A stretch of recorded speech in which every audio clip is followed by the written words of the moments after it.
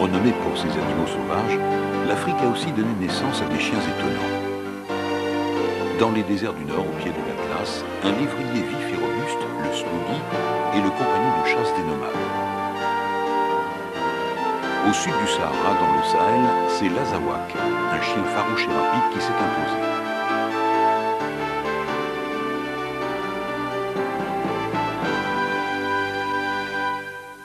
En Afrique centrale, on trouve le Basenji, qui descendrait, dit-on, des tout premiers chiens primitifs. Il a la particularité de ne pas aboyer.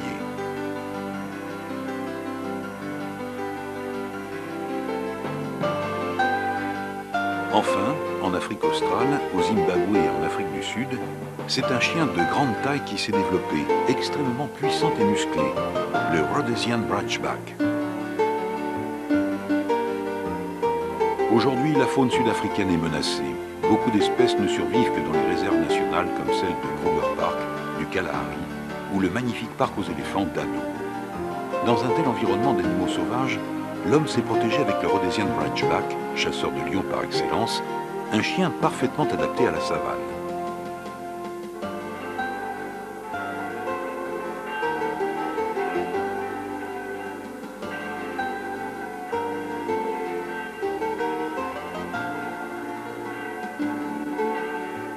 C'est à des milliers de kilomètres de l'Afrique, dans un village alsacien près de Colmar, que nous avons rencontré M. Wintermantel.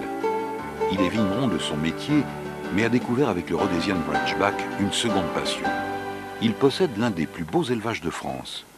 Et voilà, on va promener.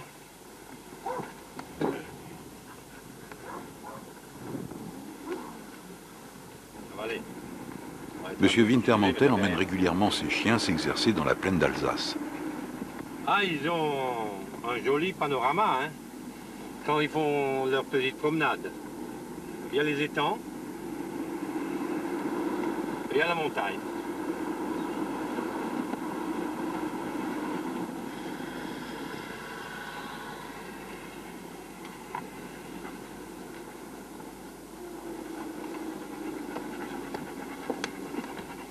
Voilà, c'est bien, on va s'arrêter.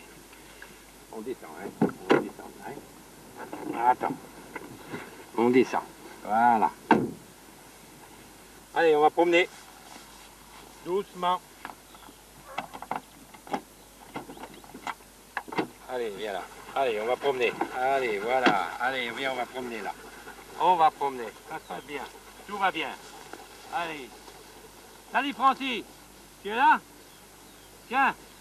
Il retrouve à cette occasion son ami M. Jockel, grand amateur et spécialiste du Rhodesian Branchback. Bonjour. Bonjour Roland, comment tu vas? Ça va? Ça va? Comment tu vas? Ça va les chiens? Bonjour. Ça va bien? Allez, on va se promener. Allez, hop, allez, allez, allez, on se promène. Max, là. Allez, fais, alors. Allez, allez, allez, on cherche.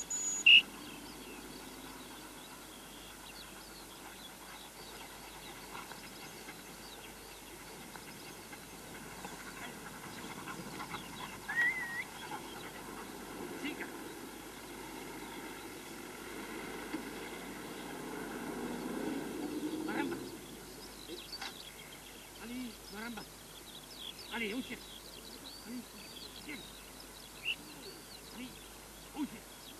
Bon, le Rhodesian Ridgeback est un chien qui a deux particularités. D'abord, il a le ridge sur le dos, c'est-à-dire cet épi linéaire qui pousse sur le dos, qui doit être bien marqué, c'est-à-dire avoir les 2/3 de la longueur du corps, partir au niveau des épaules avec deux couronnes de préférence symétriques, une petite boîte et s'arrêter à hauteur du rein. L'essentiel est que le ridge soit droit et qu'il n'ait pas de défaut, sinon c'est non confirmable, puisque c'est la particularité de la race. Ensuite, c'est un chien qui est très puissant, très élégant, très racé. Au point du taille, les mâles doivent avoir entre 63 et 69 cm au garrot, les femelles un peu plus petits, 61-66. Au point du poids, le standard vous donne des poids conseillés, 36,5 kg pour le mâle, 33,5 kg pour la femelle. Ce sont des poids théoriques. Les lèvres donc sont fines, jointives, exemptes de babines. La robe, c'est un poil ras, court, très serré, très dru, qui ne nécessite aucun entretien. La couleur de la robe va du sable clair jusqu'au froment acajou. Celui-ci est rouge, froment rouge orangé. Au point de vue musculation, c'est un chien très puissant avec une très forte musculation au niveau des pattes arrière et de l'arrière-main, puisque c'est l'arrière-main qui donne toute la puissance et toute la poussée, et donc qui permet l'endurance à la course et la vitesse à la course également. C'est un chien qui doit être bien angulé, qui doit être bien puissant. Le fouet doit être porté droit et arriver à hauteur du jarret. La truffe doit être noire, éventuellement brun foncé, et bien entendu, selon la truffe, la couleur des yeux doit être à l'unisson. Il doit avoir une dentition complète en ciseaux, de belles dents. Pas bouger. Attends, reste. Point du oreille, vous voyez, c'est une oreille relativement grande, portée assez bas, qui va en s'amenuisant vers le bas. Bien sûr, si le chien a un masque comme celui-ci, le masque doit se retrouver un peu sur les oreilles. La couleur charbonnée doit se retrouver sur les oreilles. L'Afrique est un pays de légendes, alors c'est tout à fait normal que les légendes soient également à l'origine de la race.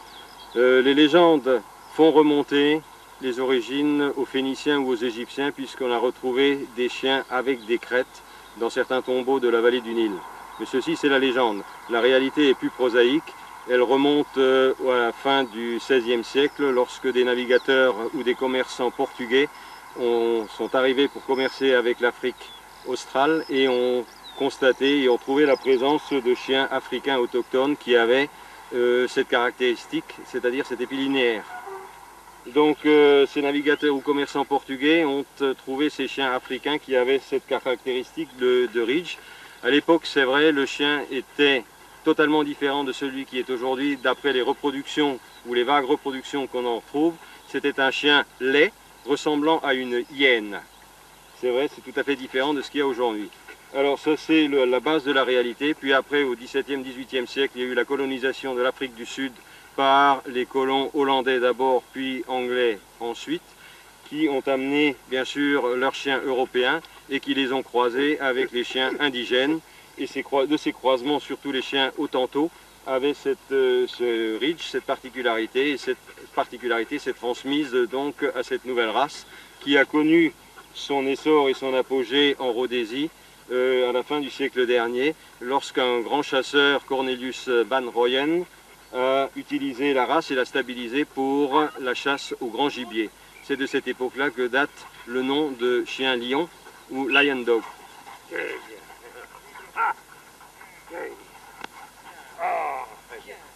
Tu es un peu loin. Hein? Il est loin là, hein? Très bien. Lunga. Mata. Oriole. Bien. Ah, caramba. Voilà, c'est bien. C'est bien la bouche, hein, là. La bouche africaine. Hein? Ça va. Allez. Là, c'est bien, là. Allez, on saute. C'est bien, ça. Allez, on saute. On saute. Parfait. Allez, hop. Allez, là. Cherche. On cherche. Allez, on cherche. Allez, hop. Oh non. Allez, on saute. Allez, hop. Fini.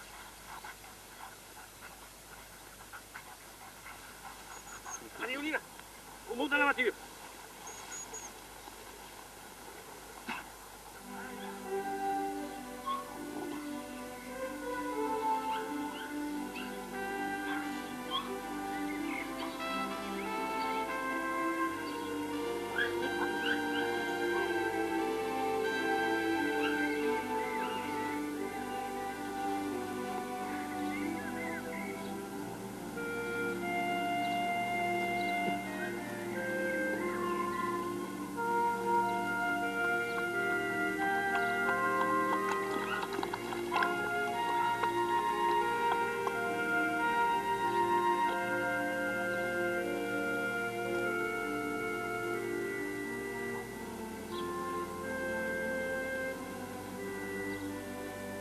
Le Ridgeback peut parfaitement réussir les parcours d'agility. La réussite dépend surtout de la confiance entre le maître et son chien.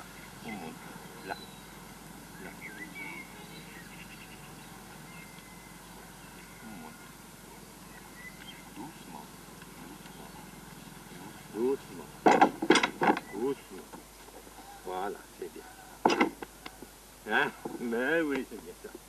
C'est bien ça. Mais oui, c'est gentil. C'est bien.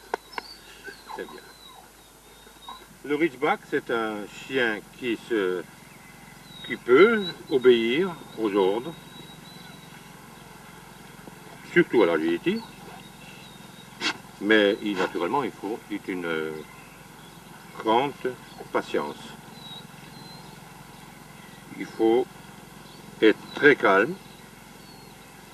Il ne faut pas s'énerver parce que lui, il est plus intelligent des fois que son maître.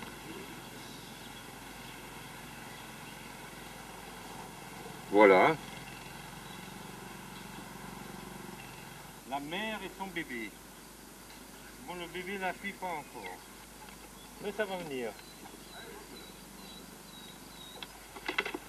Tu vois, bon, il s'est rattrapé là, hein. C'est bien ça. C'est bien ça. C'est bien ça. C'est bien ça.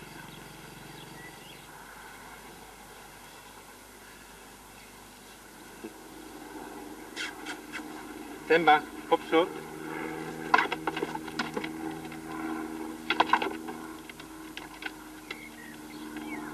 Encore une fois avec Lumba. Normalement, il faut toujours un chien quand on travaille comme ça, hein, c'est sûr. Temba, viens là.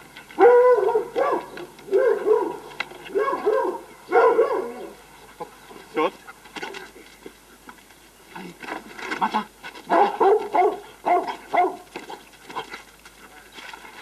Allez, Oriole. Temba, Temba.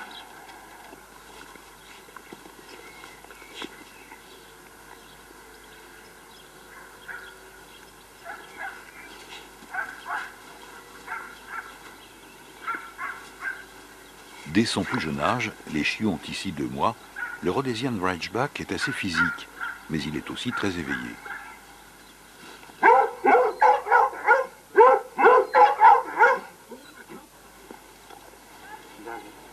Et dès qu'il y a une voiture qui vient, une personne qui vient, vous voyez, le Rhodesien, il est calme. Le Rhodesien, il est énergique. Tout de suite, il est là, il l'entend de loin.